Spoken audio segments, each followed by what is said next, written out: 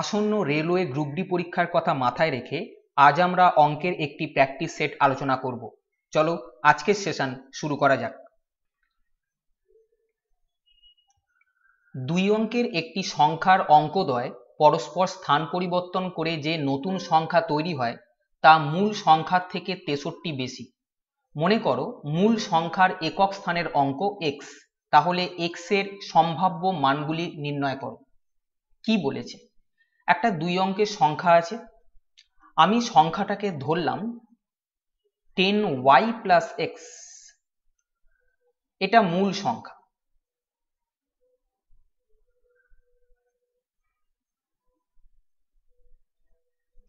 দেখো এখানে বলে দিয়েছিল যে মূল সংখ্যার একক স্থানের অঙ্ক x, ওরা বলে দিয়েছে তাই আমি একক স্থানে x লিখেছি এবং দশক স্থানে y। তোমরা অনেকেই এটা প্রশ্ন করো কি করে আসছে, একবার বলে দিই। একটা সংখ্যা, সেটা মনে করো 85, এই সংখ্যাটা কি করে তৈরি হলো? এই সংখ্যার একক স্থানের অঙ্ক 5 এবং দশক স্থানের অঙ্ক হচ্ছে 8। একক স্থানের অঙ্কটা যেরকম আছে বসে থাকে, প্লাস দশক স্থানের অঙ্ক যেটা আছে তার সঙ্গে 10 গুণ করতে হয়, তার কারণ এটা দশক স্থানের অঙ্ক। একক স্থান আছে বলে 1 গুণ করব, দশক স্থান থাকলে 10 গুণ করব। 10 কার সঙ্গে গুণ করব? দশক স্থানের অঙ্কটার সঙ্গে। তাহলে 8 10 80 প্লাস 5 1 5 85, এই সংখ্যা তৈরি হয়। এখানে একক স্থানের অঙ্ক x ওরা বলে দিয়েছে, আমি ধরলাম। দশক স্থানের অঙ্ককে y ধরা হয়েছে। আমরা জানি দশক স্থানের অঙ্ককে 10 দিয়ে গুণ করলে এই দশক স্থানটা আসে প্লাস একক স্থান, এটা হবে টোটাল সংখ্যা। বোঝা গেছে? তাহলে এটা মূল সংখ্যা।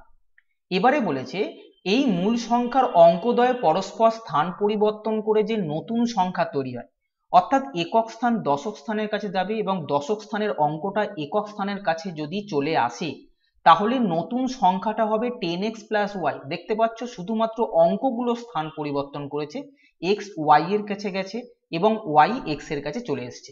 তাহলে এটা হচ্ছে মূল সংখ্যা, মানে এখন পরিবর্তিত সংখ্যা, অর্থাৎ নতুন সংখ্যা। যে নতুন সংখ্যাটা তৈরি হলো তা মূল সংখ্যার থেকে 63 বেশি, অর্থাৎ নতুন সংখ্যাটা মূল যে সংখ্যাটা আমরা ধরেছি এইটা, তার থেকে 63 বেশি বলে দিয়েছে।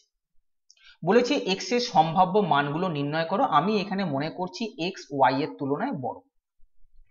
বোঝা যাচ্ছে? এবারে আমরা যদি এটাকে সলভ করি, 10x plus y minus 10y minus x সমান 63। x 10x থেকে বাদ দিলে 9x এবং এখান থেকে y বাদ দিলে 9y সমান 63 আসবে। 9 যদি এখান থেকে কমন নিই, x minus y is equal to 63, এখান থেকে 7 9 63 কাটবে, অতএব আমরা পেলাম x মাইনাস ওয়াই সমান 7। তাই তো? আমি এখানে ধরেছি x y এর তুলনায় বড়, x এর সম্ভাব্য মানগুলো আমি চাইছি। দেখো x মাইনাস ওয়াই সমান 7 হতে হবে, x এর কোন কোন মানের জন্য এটা সম্ভব সেটা বলেছে। আমি x এর মান যদি 7 মনে করি তাহলে y এর মানকে 0 হতে হবে, তবেই 7 মাইনাস 0 সমান 7 হবে। অর্থাৎ আমি দেখছি যে x এর মান যদি আমি 7 ধরি তাহলে y এর মান 0 হলে এই ইকুয়েশন স্যাটিসফাই করবে। তাহলে x এর সম্ভাব্য মান একটা 7 হতে পারে। মোট কথা x মাইনাস ওয়াই সমান 7 কোন কোন ক্ষেত্রে আসে তোমাকে বলতে হবে কন্ডিশন। আমি ধরেছি x y এর তুলনায় বড়। এবারে দেখো আমি যদি x এর মান 8 ধরি তাহলে y এর মানকে 1 হতে হবে, তবেই 8 মাইনাস 1 সমান 7 হবে। তাহলে আমি দেখলাম যে x এর সম্ভাব্য মান আর একটা 8 হতে পারে। x যদি 8 হয় তাহলে y হবে 1, তবেই 8 থেকে 1 বাদ দিলে 7, এই ইকুয়েশন স্যাটিসফাই করবে। আবার দেখো x এর মান যদি আমি 9 ধরি তাহলে y এর মানকে 2 ধরতে হবে, তবেই 9 মাইনাস 2 সমান 7 হবে। আমি দেখলাম x এর মান 9 হলে y এর মান 2 হতে হবে। আর কোনো x বা y এর সম্ভাব্য মান এখান থেকে পাবো না, তার কারণ হচ্ছে x আর y অঙ্ক, এগুলো সংখ্যা নয়। 0 থেকে 9 পর্যন্ত এগুলো হচ্ছে অঙ্ক, তারপরে 10 11 আমরা যখন বলি সেগুলো সংখ্যা হয়ে যায়। যেহেতু x আর y অঙ্ক ধরেছি তাই আমি 9 পর্যন্ত ম্যাক্সিমাম এটাকে ক্যালকুলেশন করতে পারবো। তাহলে দেখলাম x এর সম্ভাব্য মান 7 8 9 এই তিনটে হতে পারে, যার জন্য এই কন্ডিশন স্যাটিসফাই করে। তাহলে দেখো x এর সম্ভাব্য মান অপশন নাম্বার 1 এ আছে 7 আর 9, এটা আমাদের উত্তর হবে। এইটা উত্তর নয় 0 1 2, তার কারণ হচ্ছে এটা y এর মান, অর্থাৎ দশক স্থানের মান। এবার এখানে একটা প্রশ্ন মনে আসবে, আমি এখানে x গ্রেটার দেন ওয়াই কেন ধরতে গেলাম? এই কন্ডিশনের রেসপেক্ট আমি উত্তর বলছি এইটা, এটাও তো হতে পারতো, তোমাদের মনে একটা প্রশ্ন আসা স্বাভাবিক।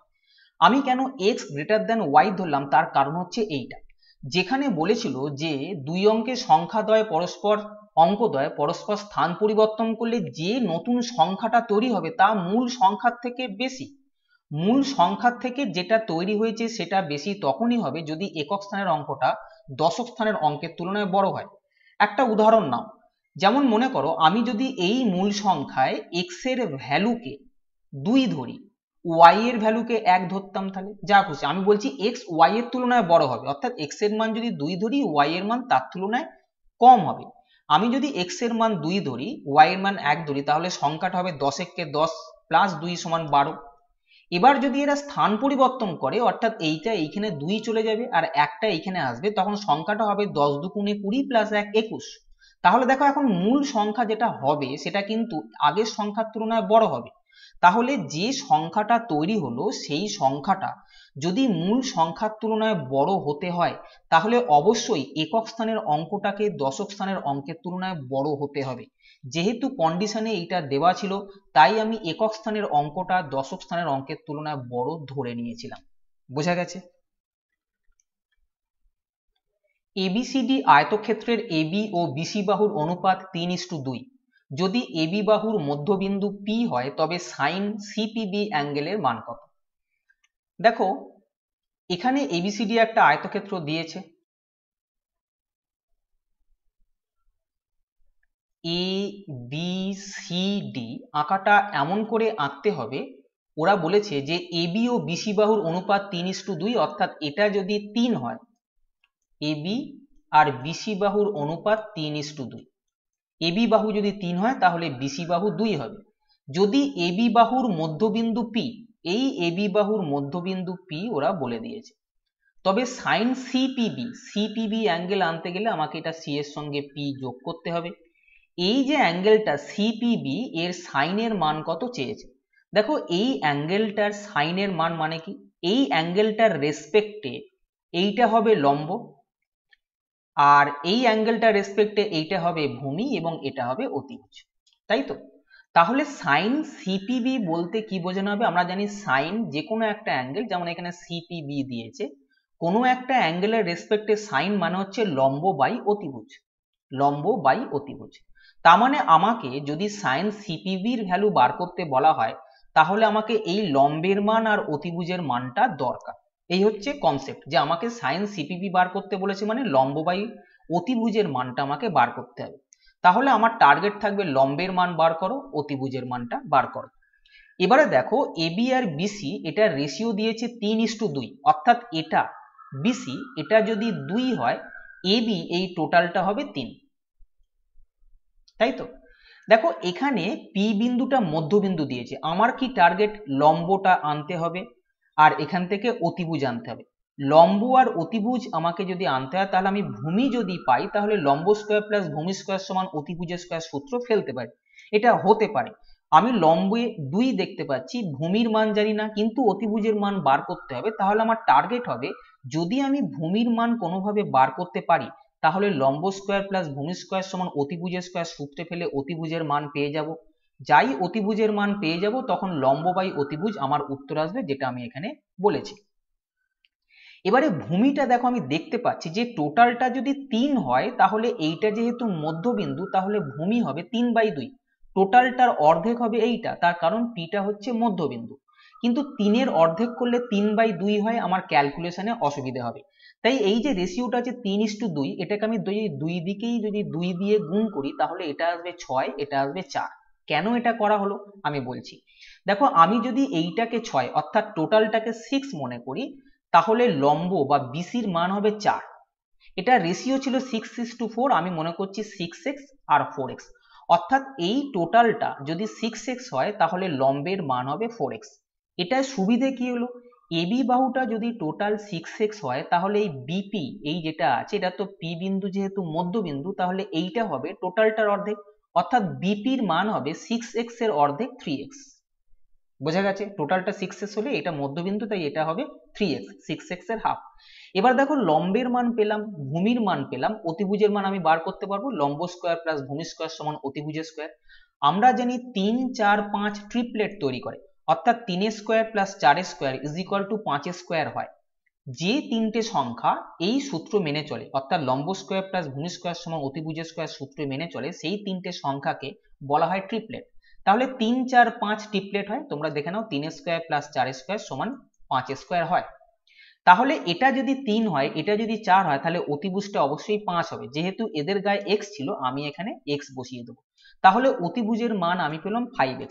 আমাকে বার করতে হয়েছিল sin CPB, আমি জানি সেটার মান লম্ব বাই অতিভুজ। লম্বের মান 4x আমি দেখতে পাচ্ছি, আর অতিভুজের মান এই সবে বার করলাম 5x। তাহলে আমাদের অ্যান্সার হবে 4/5, যেটা অপশন নাম্বার 4-এতে আছে। এ, বি ও সি এর দক্ষতার অনুপাত 2:5:3। একত্রে তারা কোনো একটি কাজ 12 দিনে শেষ করতে পারে। কত দিনে এ একা কাজটির 30% কাজ শেষ করবে? দক্ষতার অনুপাত মানে কি? প্রতিদিন বা প্রতি ঘন্টায়। এখানে যা ডাটা দেবে, যেহেতু এখানে দিন বলা আছে, তাই আমি বলবো যে এ প্রতিদিন যদি 2 ইউনিট কাজ করে, বি প্রতিদিন 5 ইউনিট কাজ করবে এবং সি প্রতিদিন 3 ইউনিট কাজ করবে। এটাকেই বলা হয় দক্ষতা। তাহলে এ বি সির দক্ষতার রেশিও এখানে দেওয়া আছে 2, 5, 3। এদের যদি একত্রে কাজে লাগানো হয়, তাহলে এ 3 জনে একত্রে কাজ করছে, তাহলে প্রতিদিন কতটা করে কাজ হবে? এ 2 কাজ করবে, বি 5 কাজ করবে এবং সি 3 কাজ করবে। তাহলে প্রতিদিন ওরা মিলে 5 আর 2 7, 3 10 ইউনিট করে কাজ করবে পার ডে। এবারে বলেছে কাজটা 12 দিনে শেষ করে। এরা 3 জনে প্রতিদিন যদি 10 ইউনিট কাজ করে, তাহলে 12 দিনে কতটা কাজ করবে? 120 ইউনিট। 12 দিনে কাজটা শেষ হয়ে গেছে, তাহলে আমি বলবো যে কাজটার কথা এখানে আলোচনা করা হচ্ছে সেই কাজটা হচ্ছে 120 ইউনিটের। এবারে এই কাজটা এ একা এই কাজটা 30% কাজ করবে। মোট কাজ আমি দেখতে পাচ্ছি 120। একে বলা হয়েছে তুমি এই টোটাল কাজটার 30% কাজটা করো। 30% আমি যদি দেখি সেটা হচ্ছে 36। একে করতে হবে 36 ইউনিট কাজ।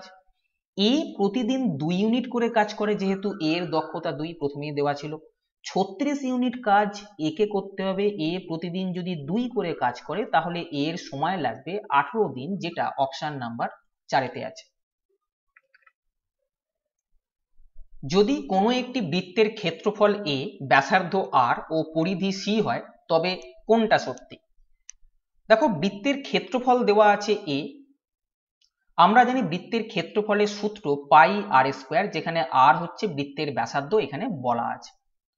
আর বৃত্তের পরিধি ওরা বলেছে সি। আমরা জানি পরিধির ফর্মুলা 2 পাই আর, যেখানে আর হচ্ছে ব্যাসার্ধ। আমি যদি এই ইকুয়েশনটাকে এইটা দিয়ে ভাগ করি, অর্থাৎ প্রথমটা বাই দ্বিতীয়টা করি, তাহলে আমাকে এইদিকে প্রথমটা লিখতে হবে আর এদিকে দ্বিতীয়টা লিখতে হবে। এখান থেকে পাই পাই কেটে দাও, আর একটা আর যদি কেটে দিই, তাহলে এ বাই সি এর মান পেরোলো r/2। আমি যদি ক্রস গুণ করি, তাহলে আর C is equal to 2a হবে, যেটা অপশন নাম্বার 2-এতে আছে। কোনো টাকা সরল সুদের হারে 3 বছরে 9,800 টাকায় পরিণত হয়। যদি সুদের হার 20% বৃদ্ধি পায়, তবে ওই একই সময় টাকাটি 10,160 টাকায় পরিণত হয়। সুদের হার নির্ণয় করো। কোনো একটা টাকা আছে, এই টাকাটা আমাদের জানা নেই। এই টাকাটা 3 বছরে 9,800 টাকায় পরিণত হলো এবং যদি সুদের হার 20% বৃদ্ধি পায়, তবে ওই একই সময় অর্থাৎ এই 3 বছরেই টাকাটা 10,160 টাকায় পরিণত হবে।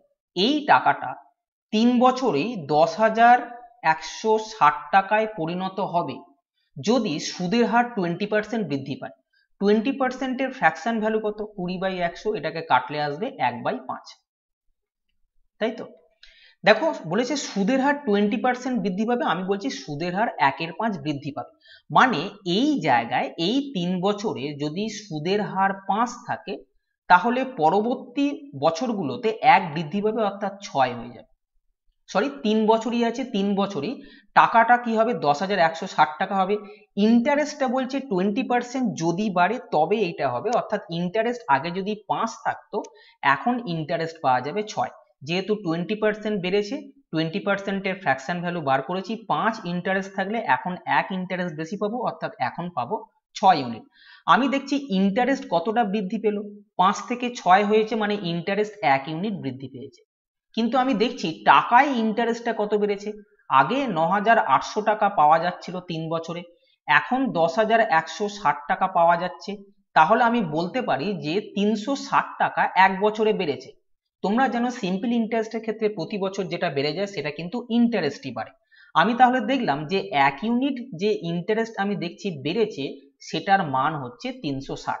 আমি এখানে লিখছি 1 ইউনিটের ভ্যালু হচ্ছে 360। তাহলে এই জায়গায় 5 ইউনিট ইন্টারেস্ট পেয়েছিল, তাহলে 5 ইউনিট ইন্টারেস্টের ভ্যালু কত, একের ভ্যালু যদি 360 হয় 5 এর ভ্যালু হবে 360 কে 5 দিয়ে গুণ করো 1800। তাহলে আমি বলতে পারি এই 3 বছরে 5 ইউনিট ইন্টারেস্ট পেয়েছে যার মান হচ্ছে 1800 টাকা। তাহলে ইন্টারেস্ট পেয়েছে 3 বছরে 1800 টাকা, 3 বছরে 1800 টাকা ইন্টারেস্ট পেয়ে মোট টাকা হয়েছে 9,800। তাহলে এখানে কোনো একটা টাকা ছিল, এর সঙ্গে ইন্টারেস্ট 1800 যোগ করে আমি 9,800 টাকা পাচ্ছি, তাহলে এখানে মূল টাকা কত ছিল? তোমরা বলবে যেহেতু 9,800 টাকা পাচ্ছি তার মধ্যে 1800 টাকা ইন্টারেস্ট, তাহলে 8,000 টাকা ছিল আমার মূল টাকা যেটা এখানে ছিল। বুঝে গেছে? এটা হলো প্রিন্সিপাল অ্যামাউন্ট, অর্থাৎ মূল টাকা 8,000। এবার দেখো প্রতি বছরে আমরা দেখতে পাচ্ছি ইন্টারেস্ট পাওয়া যাচ্ছে কত, 3 বছরে যদি 1800 টাকা ইন্টারেস্ট পাওয়া যায়, 3 বছরে 1800 টাকা ইন্টারেস্ট পাওয়া গেছে, প্রতি বছর কত ইন্টারেস্ট পাওয়া যাবে, আলটিমেটলি কাটলে পাবে 600 টাকা। প্রতি বছর 600 টাকা করে ইন্টারেস্ট পেয়ে 3 বছরে 1800 টাকা ইন্টারেস্ট পেয়েছিল। আমি দেখতে পাচ্ছি 8,000 টাকা যদি আমি রাখি তাহলে প্রতি বছর 600 টাকা করে ইন্টারেস্ট পাবো। একটা শূন্য কেটে দাও। 100 টাকার 1 বছরের সুদ যেটা সেটাকে সুদের হার বলা হয়, আমাকে সুদের হার নির্ণয় করতে দিয়েছে।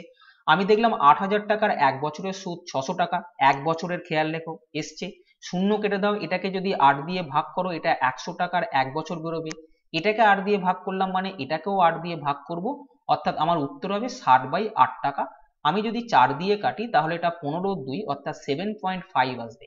100 টাকার 1 বছরের সুদ 7.5 টাকা মানে হচ্ছে 7.5%, যেটা অপশন নাম্বার 4-এ আছে। একটি সমদ্বিবাহু ট্র্যাপিজিয়ামের ক্ষেত্রফল 176 বর্গ সেমি এবং এর উচ্চতা সমান্তরাল বাহু দুটির সমষ্টির 2/11 গুণ। যদি সমান্তরাল বাহু দুটির দৈর্ঘ্যের অনুপাত 4:7 হয় তবে এর একটি কর্ণের দৈর্ঘ্য কত? ভালো প্রশ্ন। দেখো এই জায়গায় একটা ট্র্যাপিজিয়াম দেওয়া আছে, সেটা সমদ্বিবাহু ট্র্যাপিজিয়াম হবে। তোমরা জানো ট্র্যাপিজিয়ামের দুটো সমান্তরাল বাহু থাকে, যেহেতু সমদ্বিবাহু বলেছে এই বাহুটার সঙ্গে এই বাহুটা সমান হবে। বোঝা গেছে? তাহলে এই দুটো সমান্তরাল বাহু আমি দেখতে পেলাম, এইটার সঙ্গে এইটা সমান্তরাল, আর এই দুটো বাহু সমান, যেহেতু সমদ্বিবাহু ট্র্যাপিজিয়াম বলেছে। আমি এখান থেকে লম্ব টানলাম, দেখতে পাচ্ছ একা বেঁকা লম্ব হলো, আর এখান থেকে লম্ব টানলাম। বোঝা গেছে? তাহলে যখনই এটা আমি লম্ব টানছি তখন এই বাহুটার যা মাপ হবে এই বাহুটার মাপও তাই হবে, মানে এইখান থেকে এইটুকুনির মানও তাই হবে। বোঝা গেছে? এবারে দেখো এখানে দুটো আমাদের সূত্র জানতে হবে, একটা হচ্ছে যে ট্রাপিজিয়ামের ক্ষেত্রফলের সূত্র কি। ট্রাপিজিয়ামের ক্ষেত্রফলের সূত্র হচ্ছে হাফ ইন্টু সমান্তরাল যে বাহু দুটো থাকবে তাদের যোগফল, সমান্তরাল বাহুর যোগফল, বাহু দ্বয়ের যোগফল হবে, ইন্টু উচ্চতা। এটা হচ্ছে আমাদের ক্ষেত্রফলের ফর্মুলা। এক্ষেত্রে টোটাল ক্ষেত্রফল 176 দেওয়া আছে, আমাদেরকে বার করতে হবে কর্ণের দৈর্ঘ্য। কর্ণ বলতে বোঝায় এই প্রান্ত থেকে এই প্রান্ত পর্যন্ত দৈর্ঘ্য, অথবা এইখান থেকে এইটা, দুটো কর্ণই সমান হবে যেহেতু এটা সমদ্বিবাহু ট্র্যাপিজিয়াম। তাহলে আমাকে এইখান থেকে এই পর্যন্ত মান নির্ণয় করতে হবে। ঠিক এইটা যখন মান নির্ণয় করছি, দেখো আমি এইখান থেকে এই পর্যন্ত লম্ব টেনেছি, মানে এইটা হচ্ছে 90 ডিগ্রি। খেয়াল করো এটা যখন চাইছে তার মানে এই যে ট্রায়াঙ্গেলটা আছে এইটা এইটা আর এইটা নিয়ে যে ট্রায়াঙ্গেলটা তৈরি হয়েছে সেই ট্রায়াঙ্গেলের এটা হবে অতিভুজ, তার কারণ এটা হচ্ছে 90 ডিগ্রি। এটা অতিভুজ, এটা লম্ব, আর এটা হচ্ছে ভূমি। তাহলে আমি লম্বের মান আর ভূমির মান এই টোটালটা যদি পেয়ে যাই তাহলে লম্ব স্কোয়ার প্লাস ভূমি স্কোয়ার সমান অতিভুজের স্কোয়ার সূত্র ফেলে এই কর্ণের দৈর্ঘ্যটা পাবো। তাহলে আমাদের মূল টার্গেট হবে এই লম্বের মানটা বার করা আর এই ভূমির মানটা বার করা। তাহলে এই লম্ব স্কোয়ার প্লাস ভূমি স্কোয়ার ফেললে অতিভুজের স্কোয়ার সূত্র ফেললে অতিভুজের মানটা বা কর্ণের মানটা আমরা পেয়ে যাব।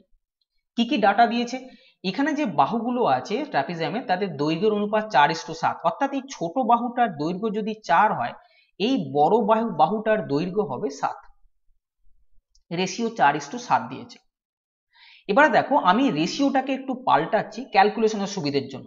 4:7 আছে, আমি যদি 2 দিয়ে গুণ করি তাহলে এটা 8:14 হবে, কোনো অসুবিধে, আমি লিখতেই পারি রেশিও এটা। আমি এইটাকে 4 না লিখে 8 লিখলাম, এটাকে 7 না লিখে 14 লিখছি, রেশিও আছে তাই আমি এটাকে 8x আর 14x লিখলাম, অর্থাৎ এটা যদি 8x হয় তাহলে এই টোটাল বাহুটা হবে 14x। একটু আগে এরকম ক্যালকুলেশনের সুবিধার জন্য আমি করে নিয়েছিলাম। দেখো কেন এটা করেছি, এইটা যদি 8x হয় আমি জানি এই টোটালটার মানও 8x হবে, কেন, লম্ব টানা হয়েছিল তার মানে এই মানটা আর এই মানটা সমান হবে, এইটা 8x, ঠিক আছে।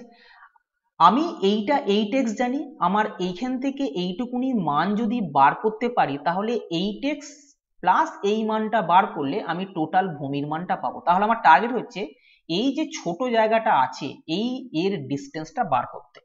খেয়াল রেখো সমদ্বিবাহু ট্র্যাপিজিয়ামের ক্ষেত্রে এখানে যে অংশটা পাওয়া যাচ্ছে আর এই দিকে যে অংশটা পাওয়া যাচ্ছে তাদের মান সবসময় সমান হয়। আরেকবার বলি, সমদ্বিবাহু ট্র্যাপিজিয়ামের ক্ষেত্রে যখন এইভাবে লম্ব টানবে ছোট বাহুটা থেকে বড় বাহুর উপর যখন লম্ব টানবে তখন এই যে পার্টগুলো পাওয়া যাচ্ছে এই ছোট পার্টটা আর এখানে এই যে ছোট পার্টটা এরা সবসময় সমান হবে, এটা মনে রাখবে। তাহলে আমি দেখতে পাচ্ছি এই টোটালটা 14x, তার মধ্যে এটা যদি 8x হয় বাকি এইটুকুনি আর এইটুকুনি সমষ্টি কত হবে, টোটালটা 14x আছে সেখান থেকে 8x হচ্ছে এইটার মান, তাহলে বাকি যে 6x থাকছে সেই 6x এর মান হচ্ছে এইটা আর এইটার সমষ্টি। আমি যেহেতু বলেছি এইটা আর এইটার মান সবসময় সমান হয় তাহলে 6x কে আমি যদি 2 দিয়ে ভাগ করি তাহলে আমি বলবো এইটুকুনির মান 3x আর এইটুকুনির মানও হচ্ছে 3x, বোঝা গেছে। তাহলে এই মানটা আমি পেলাম 3x, এটা জানি 8x, এটা জানি 3x, তাহলে টোটাল এই ভূমির মানটা কত হবে 8x প্লাস 3x 11x, বোঝা গেছে। তাহলে আমি ভূমি পেলাম 11x। আমার টার্গেট হচ্ছে লম্ব আর ভূমি পেলে অতিভুজ বার করতে পারবো, তাহলে আমাকে লম্বটা বার করতে হবে। লম্ব মানে হচ্ছে যেহেতু লম্ব উচ্চতা তাহলে উচ্চতার মানটা আমাকে বার করতে হবে। আমরা জানি এখানে ক্ষেত্রফল দেওয়া আছে 176, ট্রাপিজিয়ামের ক্ষেত্রে আমি বসিয়ে দিলাম হাফ ইন্টু সমান্তরাল বাহুদ্বয়ের যোগফল। দেখো একটা বাহু 8x আর একটা বাহু 14x আছে, এই সমান্তরাল বাহু দুটোর যোগফল কত, সমান্তরাল বাহু দুটোর যোগফল হচ্ছে 22x, তাহলে আমি এখানে সমান্তরাল বাহুদ্বয়ের যোগফল 22x লিখতে পারি। ইন্টু উচ্চতা কত, বলেছে সমান্তরাল বাহু দুটির সমষ্টির 2/11 গুণ সেটা হবে উচ্চতা। সমান্তরাল বাহুদ্বয়ের যা উচ্চতা সেটা হবে সমান্তরাল বাহু দুটির সমষ্টির 2/11 গুণ, সমষ্টি হচ্ছে 22x একটু আগে পেয়েছো, তার 2/11 গুণ এটা হবে উচ্চতা, বোঝা যাচ্ছে। তাহলে আমি এখান থেকে উচ্চতা কত পেলাম, উচ্চতা পেলাম 4x। এটাকে ক্যালকুলেশন করো, যেহেতু এখানে রয়েছে 2 2 কেটে দিলাম, এখান থেকে 22 8 আর এখান থেকে 2 4 8, তাহলে x ইন্টু এক্স, এক্স স্কোয়ারের মান পেলাম 4, তাহলে x এর মান কত হবে √4, আমি পজিটিভ 2 নেবো যেহেতু এটা বাহুর মান, তাহলে x এর মান 2 পেলাম। x এর মান যদি 2 পাই তাহলে উচ্চতা কত হবে, আমি বলেছিলাম একটু আগে এখানে কেটে যেটা এসেছিল উচ্চতা কত হয়েছিল মনে আছে, উচ্চতা এসেছিল 4x, দেখতে পাচ্ছ এটা কাটলে উচ্চতা 4x এসেছিল, আমি এখানে লিখে দিচ্ছি উচ্চতা 4x এসেছিল। x এর মান যেহেতু 2 পাওয়া গেছে তাহলে আমি বলবো 4 ইন্টু 2 সমান 8 হবে উচ্চতার মান। ভূমির মানটা কত হবে 11 ইন্টু 2 22, বোঝা গেছে। তাহলে লম্ব পেলাম 8, ভূমি পেলাম 22, অতিভুজ কি পাবো, লম্ব স্কয়ার প্লাস ভূমি স্কয়ার সমান অতিভুজ স্কয়ার সূত্র ফেলবো, তাহলে অতিভুজ আসবে √, লম্ব স্কয়ার প্লাস ভূমি স্কয়ার, ভূমির মান 22 তার স্কয়ার প্লাস লম্ব হচ্ছে 8 তার স্কয়ার, লম্ব স্কয়ার প্লাস ভূমি স্কয়ার সমান অতিভুজের স্কয়ার ছিল তাই অতিভুজ সমান এটার রুট হয়ে যাবে, বোঝা যাচ্ছে। 22 স্কয়ার 484, সরি 484, এত ছোট জায়গা হয়ে গেছে, আমি এইখানটা দেখাচ্ছি। 484 আর 8 স্কোয়ার হচ্ছে 64, এখানে বসালাম। এটা হচ্ছে অতিভুজ যেটা আমাদের দরকার। 484 প্লাস 64 এটা হচ্ছে 548। উত্তরের দিকে আমি একটু খেয়াল করব, 137 আছে, কোনোভাবে এটা 137 গুণিতক হতে পারে। আমি দেখছি 4 ইন্টু 137 এটা সমান 548 আসে।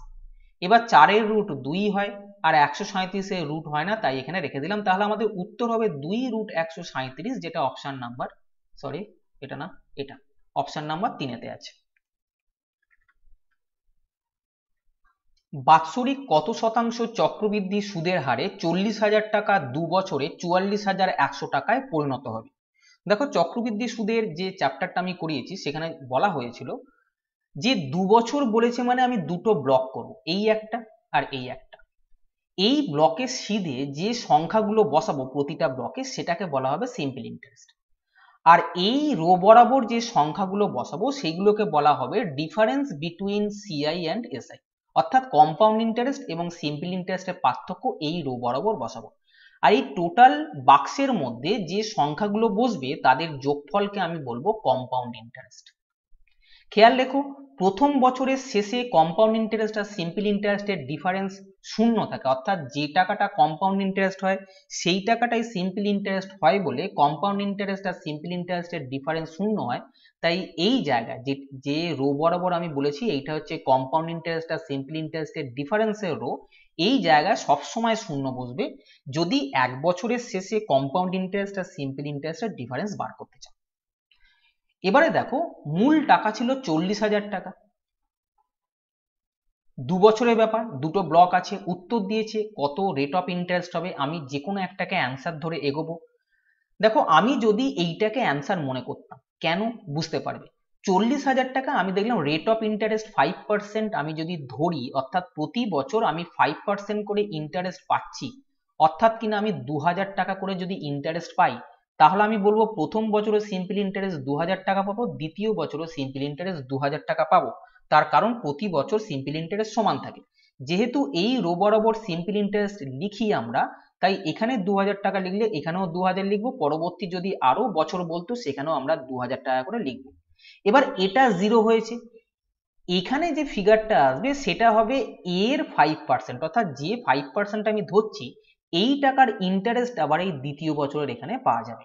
তাহলে 2,000 টাকার 5% কত হবে? 2,000 টাকার 5% হবে 100 টাকা। তাহলে আমি দেখছি এই জায়গাটায় 100 টাকা হবে। আমি দেখলাম যদি আমি 5% ধরি তাহলে কম্পাউন্ড ইন্টারেস্টটা আমি কত পাচ্ছি, 2,000 প্লাস 2,000 প্লাস 100। আমি বলেছি এই ঘরের মধ্যে যে সংখ্যাগুলো থাকবে সবগুলোকে যোগ করে আমি বলবো কম্পাউন্ড ইন্টারেস্ট পাচ্ছি। আমি দেখছি কম্পাউন্ড ইন্টারেস্ট পাচ্ছি 4,100 টাকা। এটাকে আমাকে ভেরিফাই করতে হবে সত্যি সত্যি আমি 4,100 টাকা কম্পাউন্ড ইন্টারেস্ট পেয়েছি কিনা। দেখো, 40,000 টাকা রাখা হয়েছিল, 44,100 টাকা পাচ্ছ, তাহলে বাকি যে টাকাটা বাড়লো সেটা অবশ্যই কম্পাউন্ড ইন্টারেস্ট হয়েছিল। আমি দেখছি যে বাকি টাকা যেটা বেড়েছে সেটা হচ্ছে 4,100 টাকা, যেটা কিনা কম্পাউন্ড ইন্টারেস্ট, এবং এই টাকাটা আমরা যে কম্পাউন্ড ইন্টারেস্ট বার করছি তার সঙ্গে সমান হচ্ছে। তাহলে আমি এখান থেকে অপশন দেখে খুব তাড়াতাড়ি ভাবে করতে পারবো যে এখান থেকে 4,100 আসছে মানে আমাকে কোনো একটা অপশানে যেতে হবে। খেয়াল রাখো, 4,100 যখনই এসছিল আমি তখনই 2 দিয়ে 4,000কে ভাগ করে নিয়ে 2,000 2,000 করে নিয়েছিলাম। 2,000 2,000 করে আমি দেখছি 100 আছে, এই 200-র 5% 100 হয় কিনা শুধুমাত্র এটাকে আমার টার্গেট করে এগোতে হতো। বুঝে গেছে? তাহলে আমরা যেটা অপশন ধরেছিলাম সেই অপশনটা অ্যান্সার, তাহলে উত্তর হবে অপশন নাম্বার 3। ধার্য মূল্যের উপর 18% ছাড় দিয়ে এক দোকানদার একটি বস্তু 492 টাকায় বিক্রি করলেন। যদি তিনি ছাড় না দিতেন তার ক্রয় মূল্যের উপর 20% লাভ হতো। বস্তুটির ক্রয় মূল্য কত টাকা? দেখো, এখানে প্রথমে বলেছে ধার্য মূল্যের উপর 18% ছাড় দিয়ে একটা বস্তু 492 টাকায় বিক্রি করছে। এটা হচ্ছে ধার্য মূল্য বা মার্ক প্রাইস, এটা হচ্ছে সেলিং প্রাইস বা বিক্রয় মূল্য। ধার্য মূল্যের উপর 18% ছাড় দিয়েছে, ধার্য মূল্য যদি 100 হয় তার উপর 18% ছাড় দিল, অর্থাৎ 100 টাকায় 18 টাকা ছাড় দিয়ে বিক্রি করলো 82 টাকায়। 100 থেকে 18 বাদ দাও, 82 আসবে। তাহলে সেলিং প্রাইস আর মার্ক প্রাইসের রেশিও হচ্ছে 82:100। আমি যদি 2 দিয়ে কাটি এটা হবে 41:50। অর্থাৎ 50 টাকা যদি লেখা থাকে 41 টাকায় বিক্রি করেছি, কিন্তু ওরা বলছে বিক্রি করেছি 492 টাকায়। আমি জানি বিক্রি করেছি 41 ইউনিটে, ওরা বলছে 492 এ। এটাকে কত দিয়ে গুণ করলে 492 হবে? তোমরা বলবে এটাকে 12 দিয়ে যদি গুণ করা হয় 492 হবে। তাহলে এটাকেও 12 দিয়ে গুণ করে আমি বলবো ধার্য মূল্য হচ্ছে 600 টাকা। বোঝা গেছে? তাহলে আমরা ধার্য মূল্য 600 টাকা পেয়ে গেলাম। এবারে বলেছে যদি তিনি ছাড় না দিতেন, অর্থাৎ ধার্য মূল্যেতেই বিক্রি করতেন। এখন ছাড় দেবো না মানে যে দামটা লেখা আছে সেই দামে বিক্রি করব, অর্থাৎ আমার বিক্রয় মূল্য হবে এখন 600 টাকা। যে দামটা লেখা আছে তাতেই বিক্রি করব। যদি ছাড় না দিতেন তার 20% লাভ হতো। দেখো লাভ কি হয়, 20% লাভ মানে কি 20% এর ফ্র্যাকশন ভ্যালু 1/5, 20/100 করলে 1/5 হবে। অর্থাৎ 5 টাকা যদি কেনা দাম হয় 1 টাকা লাভ হবে, তাহলে বিক্রি করব 6 টাকায়। কি বললাম? 5 টাকায় যদি কিনি 1 টাকা লাভ হয়ে বিক্রি করব 6 টাকায়। আমি দেখছি বিক্রয় মূল্য আছে 600, এটাকে 100 দিয়ে গুণ করলে 600 হয়। তাহলে এটাকেও 100 দিয়ে গুণ করে আমি বলবো ক্রয় মূল্য 500 টাকা, যেটা অপশন নাম্বার 1 আছে। এবিসি ত্রিভুজে সি কোণের মান 90 ডিগ্রি এবং সিডি এবি এর উপর ডি বিন্দুতে লম্ব। যদি এডি বাই বিডি সমান √k হয় তবে এসি বাই বিসির মান কত? দেখো একটা ত্রিভুজ দিয়েছে, সমকোণী ত্রিভুজ, যার সি কোণটা সমকোণ বলে দিয়েছে। আমি এটাকে এ মনে করলাম, এটাকে বি মনে করলাম। তাহলে এবিসি সমকোণী ত্রিভুজের এটা হচ্ছে সমকোণ। এবার এবি এর উপর সিডি এবি এর উপর ডি বিন্দুতে লম্ব। সিডি এবি এর উপর ডি বিন্দুতে লম্ব, অর্থাৎ এইটা 90 ডিগ্রি। বলেছে যদি এডি বাই বিডি সমান √k হয় তবে এসি বাই বিসির মান কত? দেখো আমি এখানে একটা জিনিস বলে রাখি, সেটাকে মনে রাখতে হবে। সমকোণী ত্রিভুজ খেয়াল করতে পারছো, এই সমকোণী ত্রিভুজের সমকৌণিক বিন্দু থেকে যদি অতিভুজের উপর লম্ব টানা হয়, খেয়াল রাখছো সমকোণী ত্রিভুজের সমকৌণিক বিন্দু থেকে যদি অতিভুজের উপর লম্ব টানা হয়, আমরা একটা জিনিস মনে রাখবো, সেটা কি? এই অতিভুজের রেসপেক্টে দেখো এটা অতিভুজ এবি, দুটো পয়েন্ট আছে এ আর বি।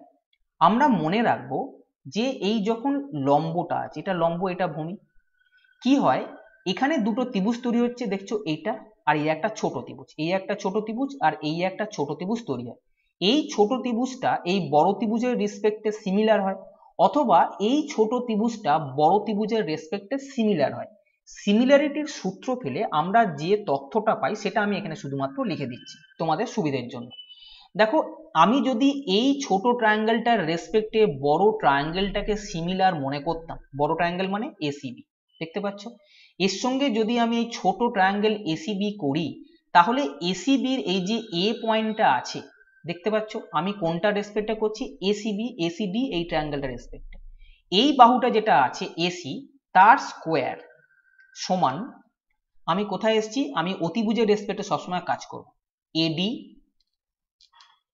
গুণিতক এই পয়েন্ট থেকেই টোটালটা অর্থাৎ এবি। খেয়াল রেখো, আবার যখন এই ট্রায়াঙ্গেলটা রেসপেক্টে করব, অর্থাৎ ছোট ট্রায়াঙ্গেল বিসিডির সঙ্গে বড় ট্রায়াঙ্গেল এসিবি যখন সিমিলার হবে, তখন এই বিসি স্কোয়ার, খেয়াল রেখো বিসি স্কোয়ার সমান বি পয়েন্ট থেকে আমি যাব প্রথমে কম জায়গায় অর্থাৎ বিডি, একই রকম ভাবে এই পয়েন্ট থেকে আমি যাব টোটালটা অর্থাৎ বিএ বা এবি।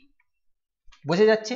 তাহলে সমকোণী ত্রিভুজের লম্ব ভূমি অতিভুজ নিয়ে যে জিনিসটা আমাদের মনে রাখতে হবে সেটা হচ্ছে আমি যখন এসি স্কোয়ার বার করব সেটা হবে AC square is equal to AD into AB, আর যখন বিসি স্কোয়ার বার করবো তখন বলবো বিডি ইন্টু এবি। বোঝা যাচ্ছে?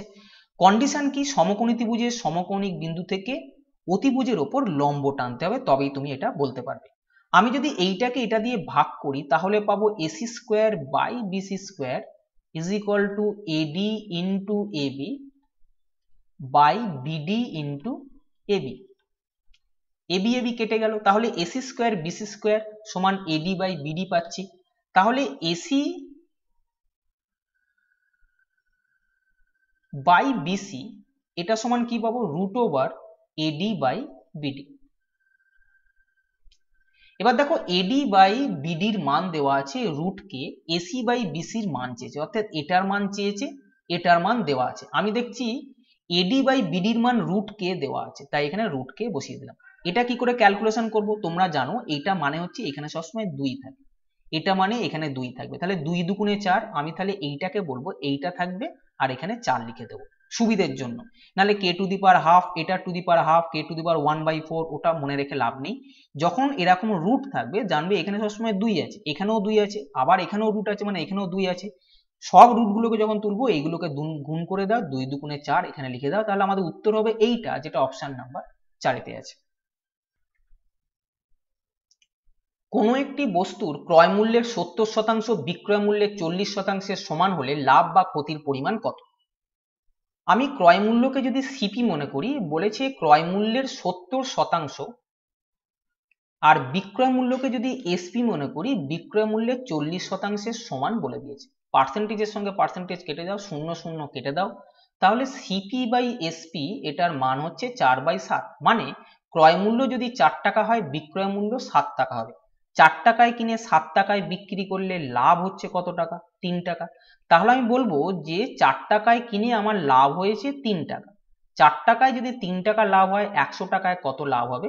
তোমরা দেখতে পাচ্ছ লাভ হবে 75%, যেটা অপশন নাম্বার 3-তে আছে। যদি 1/cos θ - 1/cot θ সমান 1/p হয়, তবে cos θ এর মান কত? দেখো 1/cos মানে কি? 1/cos মানে হচ্ছে sec θ, মাইনাস 1/cot মানে tan θ। তোমরা জানো যে cos θ মানে হচ্ছে ভূমি বাই অতিভুজ, আর cot θ মানে হচ্ছে ভূমি বাই লম্ব। যেহেতু 1/cos আছে, 1/ বলতে বুঝবো যে cos এর উল্টো কি। cos এর উল্টো মানে কি? cos এর উল্টো মানে হবে অতিভুজ বাই ভূমি। cos যেহেতু ভূমি বাই অতিভুজ, তাহলে cos এর উল্টো হবে অতি বাই ভূমি। অতি বাই ভূমিকে আমরা sec θ বলি। বোঝা যাচ্ছে? আবার দেখো cot, 1/cot মানে cot এর উল্টো। 1/ যখন থাকবে এইভাবে ভাববে যে cot এর উল্টো। cot এর উল্টো আমরা জানি লম্ব বাই ভূমি হবে। কেন? ভূমি বাই লম্ব যদি cot হয়, লম্ব বাই ভূমি হবে তার উল্টো। আমরা জানি লম্ব বাই ভূমি সমান হচ্ছে tan θ, তাই আমি এখানে tan θ বসিয়েছি। বোঝা যাচ্ছে? এগুলো মনে রাখবে, বেসিক যাদের দুর্বল আছে তাদের জন্য এইভাবে বলা। তোমরা সবাই জানবে আশা করি যে 1/cos মানে sec, 1/cot মানে tan। তাহলে sec θ - tan θ সমান 1/p। দেখো sec θ - tan θ যদি 1/p হয়, তাহলে sec θ প্লাস tan θ হবে 1/p এর উল্টো। অর্থাৎ মাইনাসের ভ্যালু যেটা থাকবে প্লাসের ভ্যালু তার উল্টো হবে, অথবা প্লাসের ভ্যালু যেটা হবে মাইনাসের ভ্যালু তার উল্টো হবে। মনে রাখবে কেন? আমরা জানি sec square theta minus tan square theta সমান 1 হয়। এটা a স্কোয়ার মাইনাস b স্কোয়ারের সূত্র ফেললে পাবো sec theta plus tan theta into sec theta minus tan theta, এটা সমান 1। তাহলে sec theta plus tan theta এটার ভ্যালু কত হবে? 1/sec theta minus tan theta. তাহলে আমি দেখলাম sec থিটা প্লাস tan থিটার মান যা হবে, sec থিটা মাইনাস tan থিটার মান ঠিক তার উল্টো হবে। সেটাই আমি বলেছি, sec থিটা মাইনাস tan থিটার মান যদি 1/p হয়, sec থিটা প্লাস tan থিটার মান 1/p এর উল্টো, অর্থাৎ p/1 মানে p হবে। বোঝা গেছে? এইগুলোকে যদি আমি যোগ করে দিই, এটা কেটে যাবে, তাহলে এখান থেকে পাবো 2 sec থিটা সমান, এটাকে যোগ করলে p প্লাস 1/p, এটাকে যোগ করলে পাবো p স্কোয়ার প্লাস 1/p। তাহলে sec থিটার মান কত পাবো? 2টা নিচে চলে আসবে, অর্থাৎ p স্কোয়ার প্লাস 1/2p। একটু আগে বলেছিলাম যে cos এর উল্টো হচ্ছে sec। দেখতে পাচ্ছ এখানে sec থিটা আছে, চেয়েছে cos থিটার মান কত, আমি sec থিটাকে cos থিটায় বার করছি। sec থিটাকে cos থিটা বার করলে আমি জানি cos এর উল্টো sec বা sec এর উল্টো cos। sec আছে p স্কোয়ার প্লাস 1/2p, তাহলে cos হবে ঠিক তার উল্টো, অর্থাৎ 2p/p স্কোয়ার প্লাস 1, যেটা অপশন নাম্বার 4-তে আছে। আয়ুষ ও অভিষেকের ওজনের অনুপাত 6:11। অভিষেকের ওজন 25% বাড়লো এবং তাদের দুজনের ওজনের সমষ্টি 40% বেড়ে হলো 119 কেজি। ওজন বাড়ার পর আয়ুষের ওজন কত হলো? দেখো এই জায়গায় দিয়েছে আয়ুষ ও অভিষেকের ওজনের অনুপাত 6:11। আমি মনে করলাম এটা 6x, এটা 11x এর ওজন। অভিষেকের ওজন 25% বাড়লো, অভিষেকের ওজন বেড়ে এখন কত হলো? 11x ছিল 25% বাড়লো মানে 125% হয়ে গেল। বলতে পারি 11x ছিল 25% বাড়লো অর্থাৎ 100 থাকলে এখন হচ্ছে 125 মানে 125% হলো। 125% যদি হয় তাহলে আমি কি বলবো যে অভির ওজন 11x ইন্টু 125%। আচ্ছা এটাকে রেখে দাও যেরকম আছে। এবারে দেখো পরবর্তী যে ডাটা দিয়েছে তাদের দুজনের ওজনের সমষ্টি 40% বেড়ে হলো 119 কেজি। দুজনের ওজনের সমষ্টি কত? একজনের 6x আর একজনের 11x, দুজনের ওজনের সমষ্টি হচ্ছে 11x প্লাস 6x। এই ওজনের সমষ্টি 40% বেড়ে গেল অর্থাৎ 100 থাকলে এখন হয়ে গেল 140%। বোঝা যাচ্ছে? এখন আমি দেখলাম যা ছিল তার 140% হলো, ওরা বলেছে এটা 119 কেজি হয়েছে অর্থাৎ এটার মান 119 কেজি আমি বলতে পারি। বোঝা যাচ্ছে দুজনের ওজনের সমষ্টি 40% বাড়লো মানে 140% হয়ে গেল, ওরা বলেছে এটা 119 কেজি। তাহলে এখান থেকে আমি দেখছি 17x 140% মানে 140/100 লিখতে পারি সমান 119। শূন্য একটা কেটে দাও, এটা 7 দিয়ে কাটাকুটি যাচ্ছে, এটা 7 দুগুণে 14, এটা 5 দুগুণে 10। তাহলে x এর মান পেলাম 5। বোঝা গেছে? x এর মান 5 পেলে আমি এখানে x এর মানটা বসিয়ে অভিষেকের এখন, যেহেতু এখন 25% বেড়েছে, অভিষেকের এখন ওজন কত আমি পারবো 11 ইন্টু x এর মান 5 ইন্টু 125% মানে 125/100। এটা 25 দিয়ে কাটলে আসবে এইটা। তাহলে এটা হলো 5 5 এ 25, 25 কে 11 দিয়ে গুণ করলে 275/4, 275 কে 4 দিয়ে ভাগ করলে 68.75। এটা অভিষেকের এখন ওজন। চেয়েছে ওজন বাড়ার পরে আয়ুষের ওজন এখন কত। দেখো ওজন বাড়ার পরে দুজনের ওজনের সমষ্টি হয়েছিল 119 কেজি বলা আছে, দুজনের ওজনের সমষ্টি এখন 119 কেজি, তার মধ্যে অভিষেকের এখন ওজন হচ্ছে 68.75। আমি যদি দুজনের ওজনের থেকে অভিষেকের ওজনটাকে মাইনাস করে দিই তাহলে আয়ুষের এখন ওজন পাবো অর্থাৎ বৃদ্ধি পাওয়ার পরে, সেটাই চেয়েছে। তাহলে উত্তর হবে 50.25 কেজি, অর্থাৎ আয়ুষের ওজন বাড়ার পর হয়েছে 50.25 কেজি, যেটা অপশন নাম্বার 3-এতে আছে। যদি a square plus B square plus c square plus 27 সমান 6 into a plus b plus c হয় তবে এটার মান কত।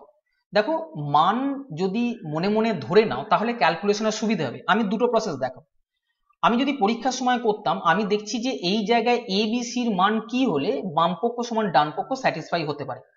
আমি বলবো এ বি সি তিনটের মানে যদি আমি 3 মনে করি তাহলে দেখো এখানে বসাবো 3 স্কোয়ার মানে 9, এখানে 3 স্কোয়ার 9, এখানে 3 স্কোয়ার 9 প্লাস 27, 27 প্লাস 3 9 27, বাম পক্ষে আসছে 27 দুগুণে 54।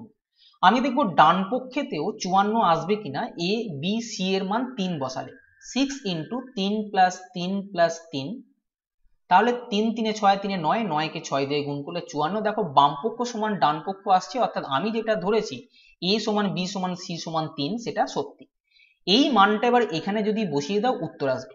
এবার দেখো যখন মান বসাবো a b c সমান, a b c যদি সমান হয় তাহলে c কিউব আর b কিউব কেটে যাবে, কেন সবগুলোরই মান হচ্ছে সমান। আমি a b c সমান যেহেতু এর জায়গাতেও আমি a বসাবো, b এর জায়গাতেও a বসাবো, c এর জায়গাতেও a বসাবো, তার কারণ a b c সব সমান। যদি সমান হয় দেখো এটা কেটে যাবে, তাহলে আমাদের উত্তর হবে cube root of a cube. তাই তো এটা করলে কি আসবে a কিউব ইন্টু 1/3, এটা কাটলে উত্তর আসবে a এবং a এর মান আমি 3 ধরেছি, তাহলে এই প্রশ্নের উত্তর আসবে অপশন নাম্বার 1। এবারে প্রশ্ন হচ্ছে আমি যদি মানটাকে এখান থেকে ধরতে না পারি তাহলে আমাকে ডেসক্রিপটিভে করতে হবে। সেটা কিভাবে? দেখো এই যে জিনিসটা আছে যখন স্কোয়ার দেখছো তাহলে ultimately a plus B whole square বা a মাইনাস বি হোল স্কোয়ারের সূত্র পড়তে পারি। বীজগণিতের অঙ্কগুলো এইভাবে আমরা করি। আমি এখানে a square plus B square plus c square ছিল, এখান থেকে ব্র্যাকেট খুলে 6a 6b 6c হচ্ছে, সেটা আমি এদিকে নিয়ে আসছি, তাহলে মাইনাস হয়ে আসবে 6a 6b 6c। এদিকে ছিল এদিকে এসছে বলে মাইনাস হয়ে এলো, আর এখানে প্লাস 27 ছিল, আমি এখানে লিখে বলছি এটার মান 0। আমি এটাকে a square plus B square বা sorry a plus B whole স্কোয়ারের সূত্র যদি ফেলার চেষ্টা করি, a square minus 2 into a into B লিখবো 3, তবেই 3 দুগুণে 6a আসবে। বোঝা গেছে? আমি b যেহেতু 3 লিখলাম তাহলে আমাকে বি স্কোয়ার লিখতে হবে এখানে। বোঝা গেছে? এটা একটা পার্ট। আবার দেখো যদি আমি একইভাবে b square minus 2 into b লিখতাম তাহলে ইন্টু 3 দিতে হতো, তবে 3 দুগুণে 6b আসতো। এখানে যেহেতু বি 3 লিখেছি তাহলে এখানে 3 স্কোয়ার লিখতে হতো। একই রকম ভাবে এখানে সি স্কোয়ার আছে, c square minus 2 into c into 3 লিখতাম তাহলে তার স্কোয়ার লিখতাম সমান 0 লিখতাম। এখানে দেখো 3 তিরিককে 9, 3 তিরিককে 9, 3 তিরিককে 9, 9 9 9 3 9 27 এই জিনিসটা আসছে, অর্থাৎ আমি সবগুলো জিনিসকেই নিয়ে নিয়েছি। এইটা হচ্ছে a মাইনাস 3 হোল স্কোয়ারের ফর্মুলা, প্লাস এটা হচ্ছে b মাইনাস 3 হোল স্কোয়ারের ফর্মুলা, আর এটা হচ্ছে c মাইনাস 3 হোল স্কোয়ারের ফর্মুলা। তিনটে সংখ্যার বর্গের সমষ্টি যদি শূন্য হয় তাহলে আলাদা আলাদা ভাবে এরা সবাই শূন্য হবে, অর্থাৎ a মাইনাস 3 এর মান শূন্য হবে, a এর মান হবে 3, b মাইনাস 3 এর মান শূন্য হবে তাহলে b এর মান হবে 3, এবং c মাইনাস 3 এর মান শূন্য হবে অর্থাৎ c এর মান হবে 3, যেটা আমি প্রথমে ধরেছি। ক্যালকুলেশন একটু করার চেষ্টা করো, 2 1 3 ইত্যাদি ধরে দেখবে খুব তাড়াতাড়ি হয়ে যাবে। তাহলে a b c এর মান 3 হলে আগে যেটা বললাম, যেহেতু a b c এর মান সমান অর্থাৎ a is equal to b is equal to c, তাই সব জায়গাতেই আমি b c যেখানে আছে সব জায়গাতেই a বসিয়ে দিয়েছিলাম, এটা কেটে গেছে। এবং এরপরে এইটা হওয়ার পর কিভাবে করতে হয় আমি একটু আগে বলেছি। যদি মিন মাইনাস মোড সমান 24, মোড 12 হয় তবে মিডিয়ান কত? দেখো স্ট্যাটিস্টিক্স এর জন্য আলাদা করে একটা রেলের জন্য ভিডিও করা আছে, পারলে প্লেলিস্টে গিয়ে একবার স্ট্যাটের ভিডিওটা দেখে নিতে পারো। বোঝা গেছে? স্ট্যাটের ভিডিওটা দেওয়া আছে, সেখানে কিছু সূত্র দেওয়া আছে যেগুলো রেলেতে আমাদের লাগে। খুব সামান্য সূত্র আছে, গোটা 3-4 সূত্র, সেটাকে মনে রাখবে, একটা স্ট্যাট থেকে যে প্রশ্ন আসে করতে পারবে। তার মধ্যে একটা সূত্র ছিল mode is equal to median minus 2/3 into mean minus mode. এই সূত্রটা মনে রাখতে হবে। এখানে দেখো মোড দেওয়া আছে 12, আমি এখানে বসালাম, মিডিয়ান বার করতে হবে মাইনাস 2/3, মিন মাইনাস মোড দেওয়া আছে, দেখো মিন মাইনাস মোড 24 দেওয়া আছে, আমি এখানে বসিয়ে দিলাম। তাহলে এটা কাটলে 3 8 24 হবে, অর্থাৎ 8 2 16। এই মাইনাস 16টা এই দিকে চলে যাবে, 12 দিকে যদি মাইনাস 16 যায় প্লাস 16 হবে, তাহলে মিডিয়ান যেটা বার করতে দিয়েছে তার ভ্যালু আসবে 28। বোঝা গেছে? তাহলে এই প্রশ্নের উত্তর 28, যেটা অপশন নাম্বার 3-তে আছে। x টাকা a b ও c এর মধ্যে এমন ভাবে ভাগ করে দেওয়া হলো যাতে a ও b এর প্রাপ্ত টাকার অনুপাত 6:7 এবং b ও c এর প্রাপ্ত টাকার অনুপাত 3:2 হয়। যদি a ও c এর প্রাপ্ত টাকার পার্থক্য 540 টাকা হয় তবে x এর মান কত? সোজা প্রশ্ন। a আর b এর মধ্যে অনুপাত হচ্ছে 6:7 এবং b আর c এর রেশিও হচ্ছে 3:2। একটা ছেড়ে লিখবে, যদি এই ক্রসটা মিলে, দেখতে পাচ্ছ এই ক্রসটা মিলেছে তাই আমি একটা ছেড়ে লিখলাম। কেন এরম করতে হয়? তাহলে আমি a:b:c ডাইরেক্ট বার করতে পারবো। সেটা কিভাবে করব? এই গুণ করব, এই গুণ করব, আর এই গুণ করব, দ হবে, দেখতে পাচ্ছ। এই গুণ করলে 3 6 18, এটা গুণ করলে 3 7 21 এবং এটা গুণ করলে 7 2 14। তাহলে দেখলাম এবিসির মধ্যে যে টাকাটা ভাগ করা হয়েছে সেটা 18:21:14 এই রেশিওতে ভাগ করা হয়েছে তিনজনের মধ্যে। অর্থাৎ এ যদি 18 টাকা পায়, বি পাবে 21 টাকা, সি পাবে 14 টাকা। আমি এখানে আরেকবার লিখি, এ যদি 18 পায়, বি পাবে 21, সি পাবে 14। তাহলে টোটাল কত টাকা ভাগ করা হয়েছিল? তোমরা বলবে এদের যোগফল হচ্ছে টোটাল টাকা ভাগ করা হয়েছিল। এদেরকে যোগ করলে কত হবে? 53। এটা হচ্ছে টোটাল টাকা। 53-র মধ্যে এ পাবে 18, বি পাবে 21, সি পাবে 14। বোঝা যাচ্ছে? এবারে দেখো এখানে বলে দিয়েছে এ ও সি এর প্রাপ্ত টাকার পার্থক্য 540। আমি দেখছি এ ও সি এর মধ্যে পার্থক্য কত? একজনের 18, একজনের 14 টাকা পাচ্ছে, তাহলে এদের মধ্যে ডিফারেন্স হচ্ছে 4 ইউনিট। প্রশ্নে দিয়েছে এই পার্থক্য নাকি 540 টাকা। তাহলে 4 এর ভ্যালু 540 হলে 1 এর ভ্যালু কত হবে? 4 দিয়ে এটাকে কেটে দাও, এটা আসবে 135 টাকা। 1 এর ভ্যালু 135 হলে x এর মান চেয়েছে। x কি জিনিস? x হচ্ছে মোট টাকাটা যেটা ভাগ করা হয়েছিল। আমি দেখলাম মোট টাকা হচ্ছে 53 ইউনিট যেটা ভাগ করা হয়েছিল, অর্থাৎ x এর মান হচ্ছে 53 ইউনিট। তাহলে 53 ইউনিটের মান যেটা হবে সেটাই আমাদের উত্তর হবে। 1 এর ভ্যালু 135 হলে 53 ভ্যালু হবে 53 ইন্টু 135, অর্থাৎ 7155 টাকা, যেটা অপশন নাম্বার 3-তে আছে। তাহলে আজকে এই পর্যন্তই। যদি সেশনটা ভালো লাগে তবে চ্যানেলটা সাবস্ক্রাইব করো এবং বন্ধুদেরকেও শেয়ার করো যাতে করে তারাও সমানভাবে উপকৃত হয়। ভালো থেকো, ভালোভাবে পড়াশোনা করো। টাটা।